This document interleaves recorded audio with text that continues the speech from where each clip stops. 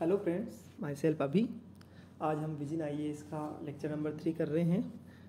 मतलब लेक्चर 1 और lecture 2 complete हो चुका है। उसमें हमने पॉलिटी के अंदर मई 2023 की पॉलिटी हम पढ़ रहे थे। और प्लीज़ चैनल जय हिंद जय भारत चैनल को सब्सक्राइब कीजिए, शेयर कीजिए और कमेंट कीजिए। अभी हमारी मेरी प्लानिंग यही रहेगी आपको पढ़ाने में हमेशा कि कोई भी चीज़ पढ़ेंगे तो हम अपन उससे रिलेटेड सारे आर्टिकल पहले ही देख लें। उससे अपने को ये पता चल जाएगा पॉलिटी में कि अपने बेसिक्स पहले ही स्ट्रॉन्ग हो जाएंगे। ठीक है ना। चलो अब इसी के साथ स्टार्ट करते हैं। अपन ने ऑलरेडी आपको पता है कि अपन ने मॉडल कोड ऑफ कंडक्ट मतलब ये जो क्रिमिनल मॉडल प्रिजन एक्ट 2023 पढ़ लिया है। ठीक है। उसके अलावा अपन ने मतलब national capital territory of Delhi पढ़ा था और ऑर्डिनेंस भी पढ़ लिया था। आपको कुछ याद आ रहा है? Article 123, article 213, article 239AA, article 239AB। उसके अलावा कॉन्स्टिट्यूशनल 69 कॉन्स्टिट्यूशनल अमेंडमेंट एक्ट 1991। सोचो 5 चीज़ें आपको याद हो गई है। अब इन चीज़ों को बार बार पढ़ेंगे तो इसके प्रिजन एक्ट से रिलेटेड मुल्ला कमेटी थी, कुछ याद आ रहा है? उससे रिलेटेड अपन ने पढ़ा था। इसमें भी national capital civil service authority, उसके अंदर चेयरमैन मतलब चीफ मिनिस्टर तो चेयरमैन होगा। उसके अलावा तो प्रिंसिपल सेक्रेटरी और एडिशनल प्रिंसिपल सेक्रेटरी और चीफ सेक्रेटरी उसको सेंट्रल गवर्नमेंट अपॉइंट करेगी। एलजी के पास फाइनल पावर होगा। ऐसा कुछ थोड़ा बहुत याद आ रहा हो तो।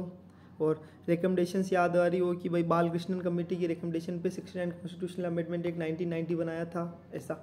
ठीक है। अभी ये डिस्कशन अपन और भी करेंगे इस पर, लेकिन इस पर अपन रिवीजन करते रहेंगे ताकि बार बार अपन उन चीज़ों को रिवाइज करेंगे तो आपको बार बार पढ़ने की ज़रूरत नहीं पड़ेगी। बस एक बार पढ़ा और ख़त्म हो जाएगा।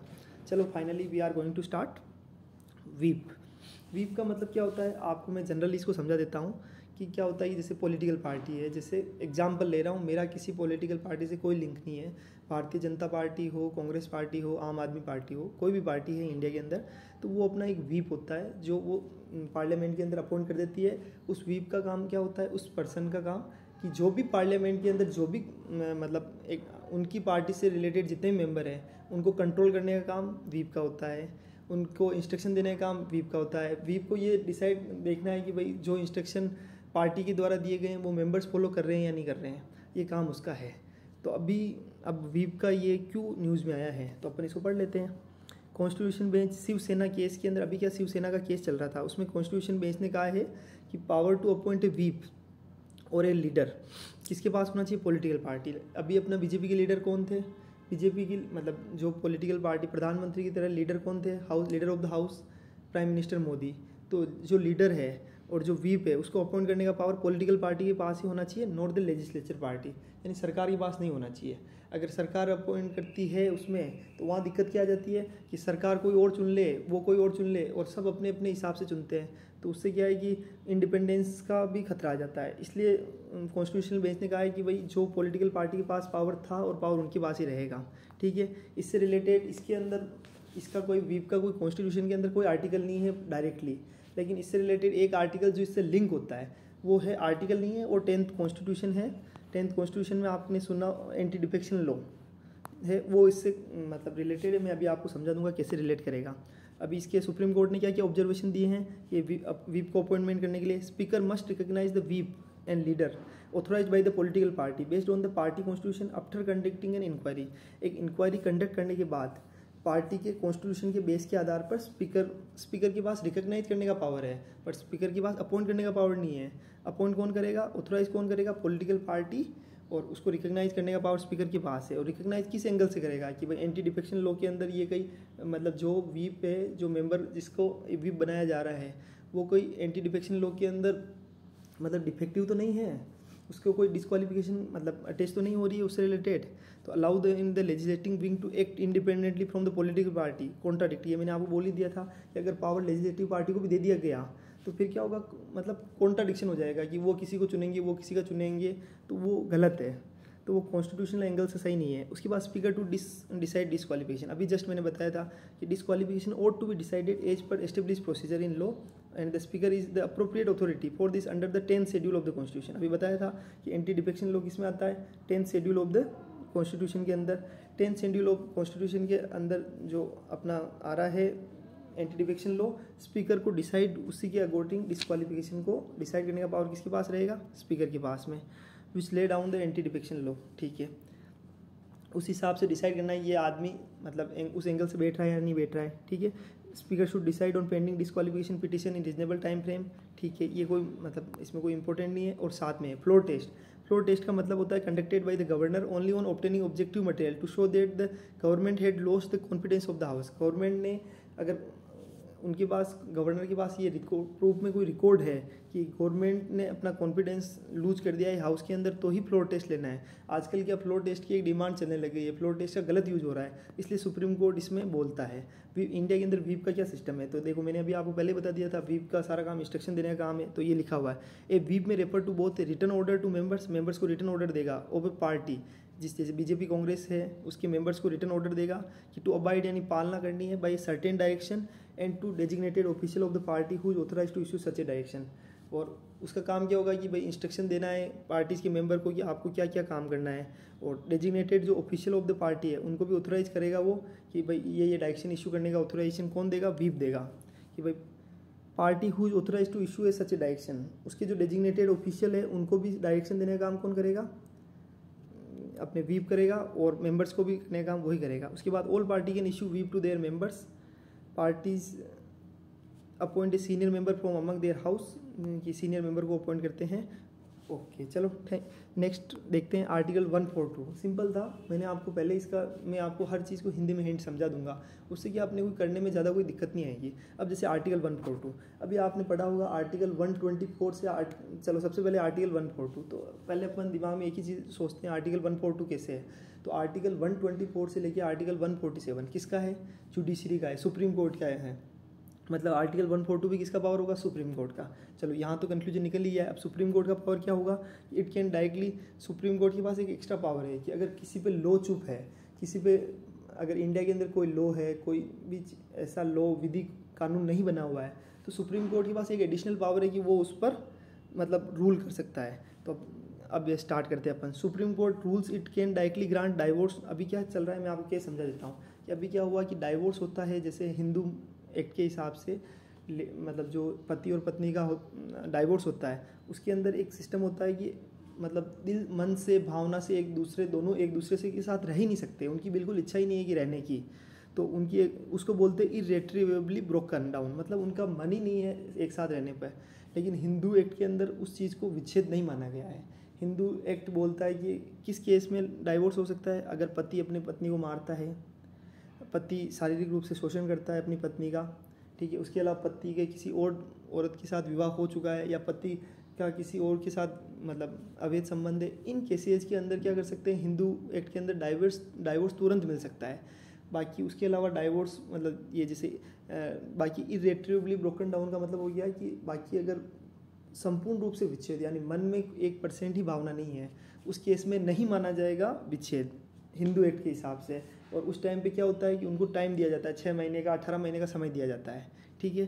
तो अब सुप्रीम कोर्ट बोलता है, सुप्रीम कोर्ट रूल कर रहा है कि उससे रिगार्डिंग कोई लॉ नहीं बना हो, तो सुप्रीम कोर्ट बोल रहा है कि अगर भावना ही नहीं है दोनों पति पत्नी के बीच में रहने की, तो सुप्रीम कोर्ट के पास पावर है और सुप्रीम कोर्ट डायरेक्टली तुरंत डाइवोर्स ग्रांट कर सकता है। अब अपन इसको पढ़ेंगे। Supreme Court rules it can directly grant divorce to couples under article 142, ठीक है। Supreme Court held that it could directly grant divorce, यानी वो डाइवोर्स डायरेक्टली ग्रांट कर सकते हैं in cases where marriage has irretrievably broken down, ठीक है। उसके बाद dispensing with period prescribed under Hindu Marriage Act, मैंने ये बताया था हिंदू मैरिज एक्ट के अंदर है। हिंदू मैरिज एक्ट बोलता है कि फर्स्ट मोशन फाइल करने के बाद म्यूचुअल कंसेंट के बाद 6 महीने तक वेट करना पड़ेगा मिनिमम पार्टीज को, और मैक्सिमम 18 महीने तक वेट करना पड़ेगा before moving the second motion, ठीक है। मतलब 6 से 18 महीने तक तो उनको साथ में रहना ही पड़ेगा, हिंदू मैरिज एक्ट ऐसा बोलता है।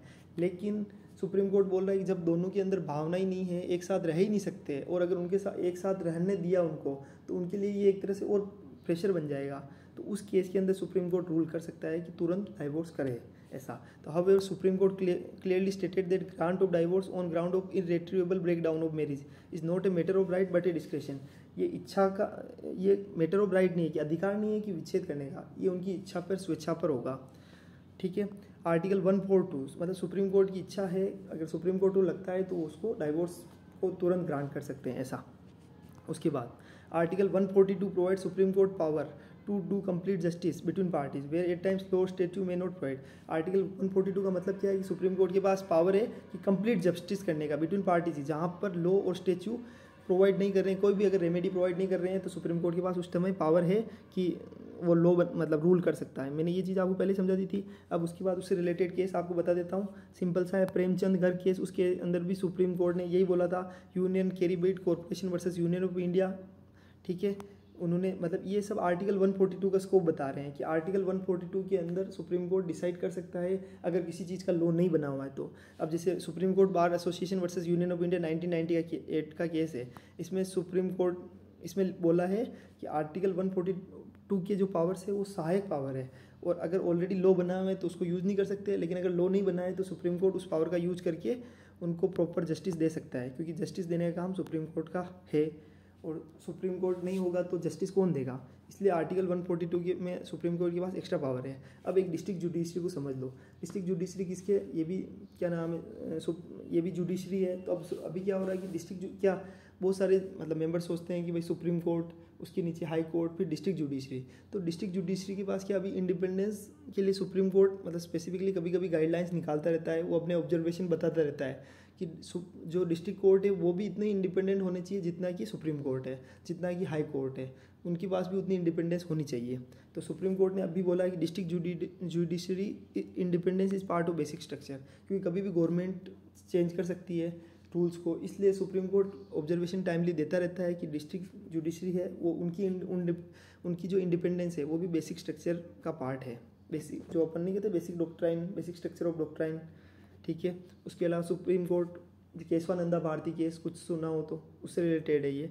Supreme Court while pronouncing judgment in All India जजेस Association versus Union of India case के अंदर सुप्रीम कोर्ट ने हाईलाइट किए सर्टेन प्रिंसिपल्स। कौन कौन से, कि डिस्ट्रिक्ट जुडिशरी इंडिपेंडेंस होना चाहिए, ये भी बिल्कुल कॉन्स्टिट्यूशन के बेसिक स्ट्रक्चर का पार्ट है।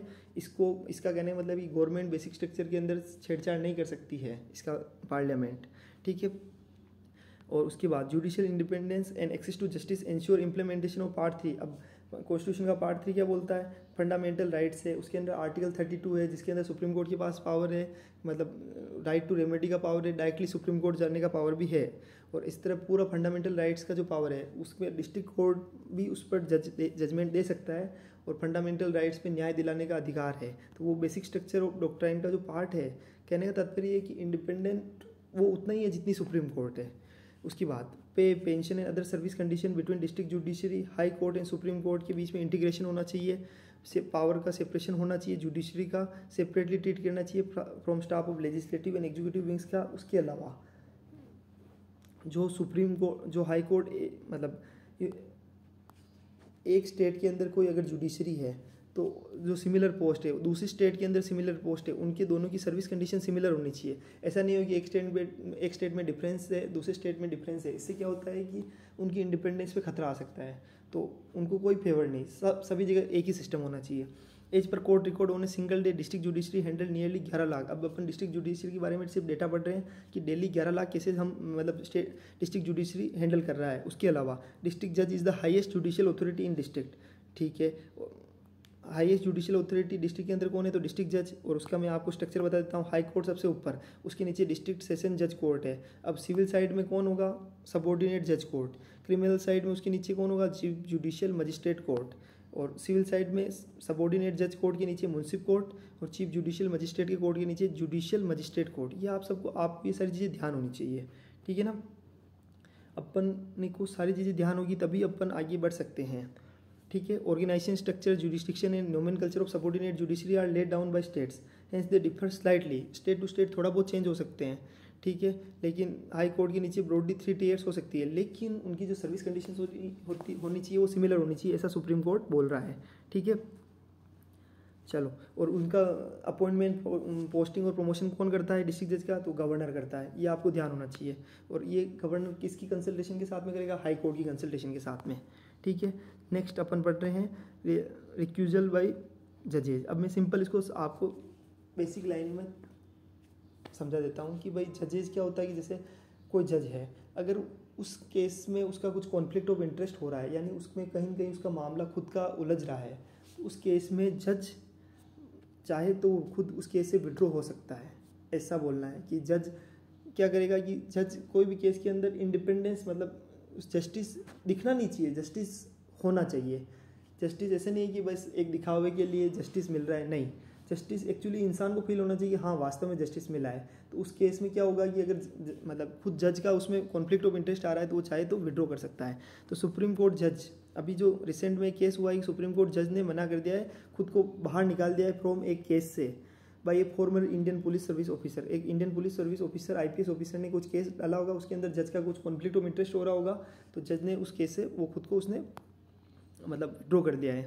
When there is a potential conflict of interest जज कैन रिक्यूज और विड्रॉ फ्रॉम ए केस। ठीक है, उसके बाद प्रिंसिपल क्या है, ये थोड़ा आपको याद रखना है, नेमो जुडेक्स इन शुआ क्योजिया। इसका मतलब है कि नो पर्सन सेल बी ए जज इन इज ओन केस, यानी खुद के केस के अंदर खुद जज नहीं हो सकता। नो पर्सन कैन बी ए जज, वो खुद के केस में कोई जज नहीं हो सकता है, खुद को कोई जज नहीं कर सकता, कहने का मतलब ये है। और justice must not only be done, अभी मैंने ये लाइन बोली थी, justice must not only, justice को ऐसा नहीं लगना चाहिए जस्टिस मिल रहा है, but also be seen to be done, मतलब ऐसा प्रतीत होना चाहिए कि वास्तव में न्याय मिल रहा है, हाँ मुझे न्याय मिला है।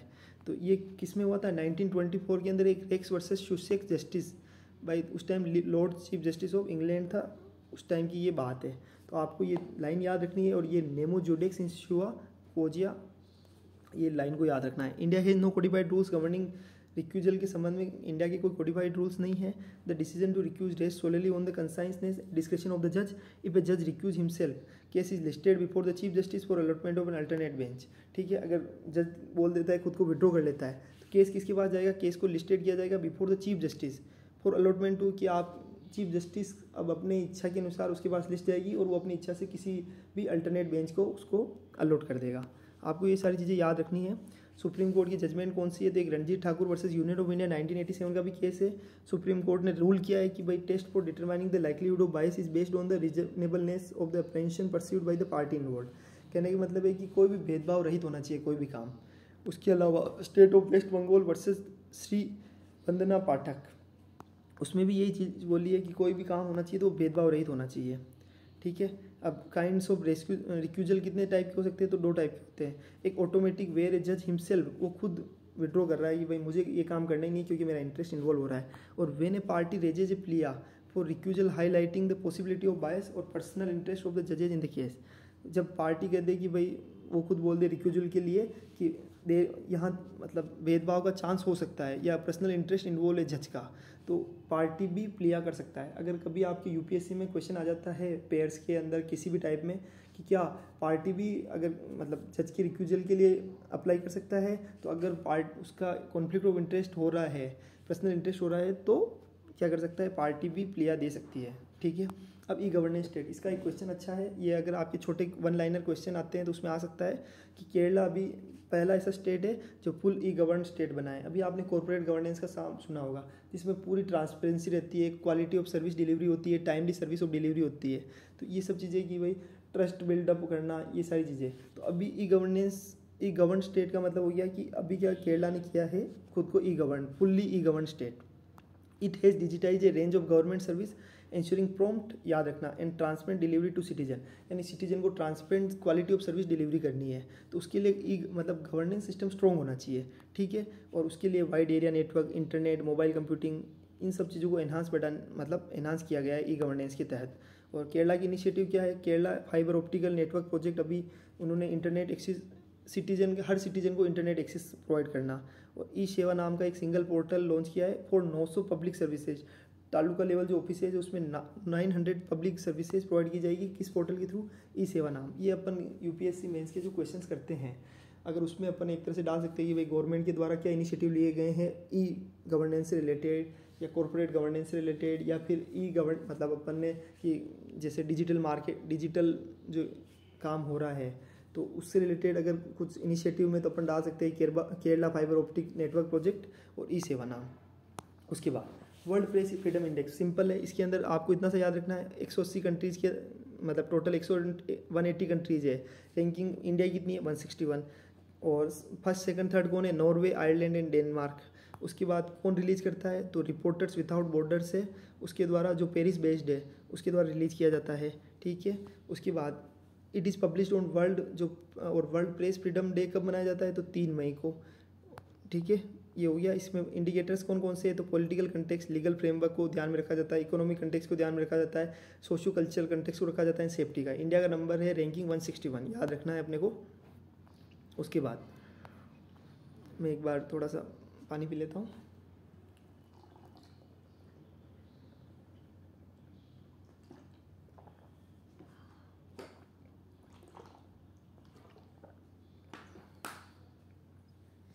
इंटरनेट शटडाउन का मामला आपने सुना ही होगा। अभी क्या हो रहा है कि जम्मू कश्मीर के अंदर पिछले 2-3 साल से इंटरनेट परमानेंटली शटडाउन हो रहा है। तो उसका एक केस सुप्रीम कोर्ट में गया था। केस का नाम है अनुराधा बेसिन केस 2020। तो उसमें सुप्रीम कोर्ट बोलता है कि सुप्रीम कोर्ट ने ये बोला है कि जम्मू कश्मीर में जो इंटरनेट सर्विस मतलब बंद हो रही है आर्टिकल 370 के रिवोक होने के कारण, तो उसको चैलेंज किया गया है। तो सुप्रीम कोर्ट ने उसके अंदर बोला है कि सस्पेंडिंग इंटरनेट सर्विस इनडेफिनेटली, यानी परमानेंटली अगर आप इंटरनेट सर्विस को सस्पेंड कर रहे हो तो ये इम्परमिसिबल है। ठीक है, मतलब वो मनाही है, वो निषेध है कि आप परमानेंटली नहीं बंद कर सकते हो। आप टेम्प्रेरी अगर कर सकते हो तो कर सकते हो सस्पेंशन, और अगर सस्पेंशन टेम्प्रेरी भी हो रहा है any order suspending the internet issued under the suspension rules must adhere to the principle of proportionality and must not extend beyond necessary duration। यानी ज़रूरत है जितना ही बंद होना चाहिए। ऐसा नहीं है कि भाई 5 दिन 10 दिन चलते ही जा रहा है, उससे ट्रेड डिस्टर्ब हो रही है, सब डिस्टर्ब हो रही है, तो ऐसा नहीं। टेम्प्रेरी भी होना चाहिए, बट वो भी टेम्प्रेरी भी जुडिशियल रिव्यू के अंदर आएगा। तो ये लिखा हुआ है any order suspending the internet under the suspension rule is subject to judicial review. अगर सुप्रीम कोर्ट को लगता है कि इन्होंने ज़बरदस्ती इंटरनेट शट डाउन कर रखा है तो सुप्रीम कोर्ट उसमें एक्शन भी ले सकता है। उसके बाद court has also declare that freedom of speech. अब इससे रिलेटेड आर्टिकल कौन कौन से है, तो आर्टिकल 19(1)A 19(1)G। थोड़ा सा अपने को कोई भी आए तो उससे रिलेटेड आर्टिकल अपने को ध्यान होना चाहिए। आर्टिकल 19 किसका है, मतलब freedom of speech and expression का है। तो as well as freedom of trade and commerce through internet are constitutionally protected rights. तो अपने को याद रखना है, इससे अपने को 2 चीज़ें क्लियर हो गई कि आर्टिकल 19 कहता है freedom of speech and expression 19(1)A, और 19(1)G क्या है, freedom of trade and commerce. अब trade and commerce through internet भी अगर कोई करना चाह रहा है तो अगर इंटरनेट शट डाउन हो जाएगा तो कैसे करेगा, तो आर्टिकल 19 के अंदर उनके पास राइट है। तो इंटरनेट रिलेटेड जो प्रोविजंस है इंडिया में कौन कौन से हैं, तो लॉ कौन से है, तो suspension of telecom services including internet shutdown. ठीक है, उसको गवर्न किया जाता है temporary suspension of telecom service, public emergency in public safety rules 2017। ये तो चलो ठीक है, अपने को इतना जरूरी याद रखना जरूरी नहीं है। ठीक है, अब 2017 के रूल्स कहते हैं कि temporary shutdown of telecom service in a region on ground of public emergency up to 15 days. एक बार में सिर्फ 15 दिन ही कर सकते हैं, वो भी इमरजेंसी के केस में, और ये भी जुडिशियल रिव्यू के अंदर आएगा, ये याद रखना है अपने को। अब एक नार्को एनालिसिस टेस्ट है, एक अपने को 3 टेस्ट ध्यान रखना है। एक तो नार्को एनालिसिस टेस्ट होता है, एक होता है ब्रेन मैपिंग टेस्ट होता है, एक पॉलीग्राफी टेस्ट होता है। 3 टेस्ट होते हैं। ठीक है, तो तीनों टेस्ट में से सबसे पहले मतलब मैं आपको समझा देता हूँ कि तीनों टेस्ट को आपको समझा देता हूँ। नार्को एनालिसिस टेस्ट में तो क्या होता है कि एक सोडियम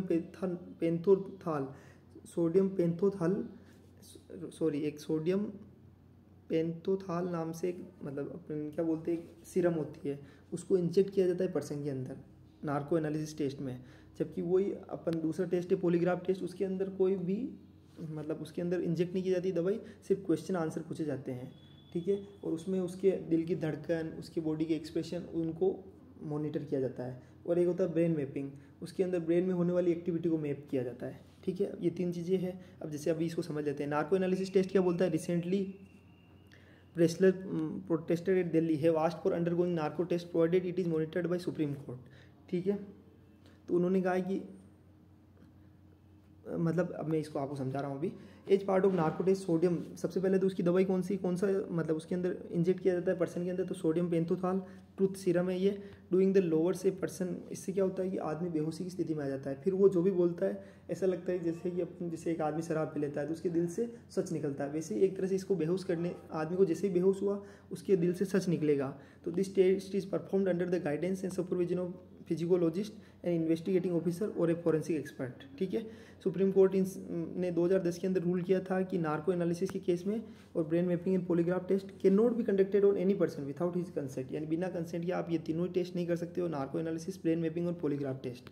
ठीक है, और उसका जजमेंट किस हिसाब से दिया गया था, उसका रीजन क्या है, टेकिंग व्यू, क्योंकि आर्टिकल 20 बोलता है, याद रखना। अभी अपने क्या पढ़ा था, आर्टिकल 19 तो right to freedom and speech है, आर्टिकल 20 है कि राइट अगेंस्ट सेल्फ इंक्रिमिनेशन, यानी खुद का बचाव करने का जो राइट, उसके अंदर कॉन्स्टिट्यूशन बोलता है कि पर्सन, कोई भी पर्सन अगर अक्यूज्ड, किसी पर्सन को अक्यूज्ड माना गया है किसी का मतलब ऑफेंस के लिए, तो उसको आप उस आदमी को खुद को कंपेल नहीं कर सकते हो कि वो खुद विटनेस बनेगा अगेंस्ट हिमसेल्फ, यानी उसके खुद की गवाही, खुद के अगेंस्ट सबूत पेश करने का अधिकार उसके पास नहीं है। ठीक है, कि ऐसा नहीं है कि भाई मैंने अपराध किया है, नहीं, उसको प्रूव करना पड़ेगा दूसरे मतलब जो उसके सेकंड पार्टी है उसको, तो आप उसको ज़बरदस्ती नहीं कर सकते हो कि नहीं तुझे कोर्ट में जाके बोलना ही है कि भाई मैंने गलती की है, नहीं आपको प्रूव करना पड़ेगा। और आर्टिकल 21 बोलता है right to life and personal liberty has been, उसको भी बोला गया है कि राइट अगेंस्ट क्रूअल इनह्यूमन और डिग्रेडिंग ट्रीटमेंट, यानी आदमी के साथ में ऐसा नहीं होना चाहिए इनह्यूमन ट्रीटमेंट हो रहा है, ठीक है, वो विक्टिम हो ही नहीं, ज़रूरी थोड़ी है वो विक्टिम हो, ठीक है। तो those who volunteer must have access to a lawyer and have the physical emotional and legal implication of the test explain to them by the police and the lawyer. Narco जो analysis report है वो admissible नहीं है as primary evidence, court के अंदर admissible नहीं है narco analysis report primary रूप से। लेकिन अगर कोई ऐसी इन्फॉर्मेशन और मटेरियल जो कि सब्सिक्वेंटली डिस्कवर होता है, मतलब इसी टेस्ट के कारण अगर कुछ ऐसा मिलता है जो वास्तव में काम के लायक है, तो उसको कैन बी एडमिटेड, यानी उसको अगर कोर्ट चाहे तो एडमिट कर सकता है, कोई ज़बरदस्ती नहीं है ऐसा, ठीक है। और एक चीज़ ध्यान रखना कि ठीक है, ये समझ में आएगी होगा। Polygraphy test, polygraphy test is another form of मतलब फिजिकोलॉजिकल एग्जामिनेशन का पॉलीग्राफी टेस्ट है, वो एक अनदर फॉर्म है। But in this test no substance are injected, इसके अंदर ये भी सेम ही है नार्को, मतलब जो नार्को एनालिसिस टेस्ट है उसकी तरह ही है। बट इसमें क्या डिफरेंस है दोनों में कि उसके अंदर तो बॉडी के अंदर सीरम इंजेक्ट किया जाता है, इसमें कुछ भी इंजेक्ट नहीं किया जाता। इसमें क्या लिखा हुआ है देखो कि इंस्ट्रूमेंट टू मेजर, उसके आदमी के ऊपर इंस्ट्रूमेंट लगा दिए जाते हैं, और blood pressure, pulse rate, breathing, sweet और ब्लड फ्लो, आदमी की ब्लड का फ्लो कैसा हो रहा है, ब्लड प्रेशर कितना है, पल्स रेट क्या चल रही है, ब्रीथिंग कितनी हो रही है, उन सबको नापा जाता है आदमी की धड़कन को। After this he she would have to answer some questions, उससे पता चल जाता है कि ये सच बोल रहा है झूठ बोल रहा है। ब्रेन मैपिंग टेस्ट, आपने वो हाउसफुल देखी है, हाउसफुल मूवी, हाउसफुल 1 या 2 थी शायद, हाउसफुल 2 होगी, उसके अंदर वो करता है पॉलीग्राफी टेस्ट बोलते हैं उसको, पॉलीग्राफी टेस्ट, जिसके अंदर उसकी धड़कन को मापा जाता है। Brain mapping test, the P300 test और the brain mapping test involves the mapping of brain activity rather than psychological behaviour. इसमें ब्रेन की एक्टिविटी को, अभी अपन ने क्या पढ़ा पॉलीग्राफी टेस्ट के अंदर, तो बिहेवियर को नापा जा रहा है, उसको मैप किया जा रहा है, लेकिन इसमें ब्रेन एक्टिविटी की मैपिंग हो रही है। इसको P300 टेस्ट भी बोलते हैं, याद रखना। It is done in the same manner as the polygraphy test.